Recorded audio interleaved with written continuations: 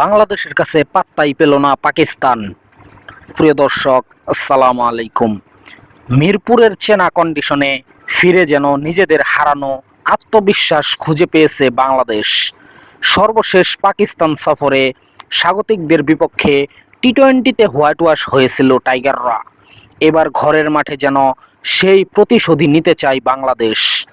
সিরিজের প্রথম টি-20তে পাকিস্তানকে পাত্তাই দিল না লিটন দাসের দল।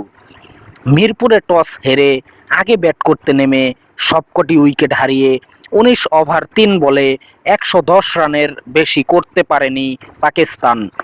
দলের হয়ে সর্বোচ্চ ৪৪ রান করেছেন ফখর জামান। জবাবে খেলতে নেমে ১৫ ওভার ৩ বলে ৩ উইকেট হারিয়ে জয়ের বন্দরে পৌঁছে যায় বাংলাদেশ। ছোট লক্ষ্য তাড়া করতে নেমে শুরুতেই হোঁচট খায় বাংলাদেশ। ইনিংসের প্রথম ওভারেই সাজঘরে ফেরেন তানজিদ তামিম।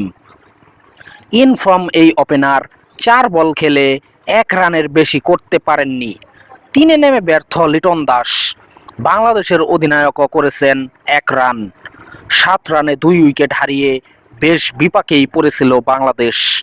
তবে তৃতীয় উইকেট জুটিতে সেই বিপদ সামাল দেন পারভেজ ইমন ও তাওহিদ হৃদয়।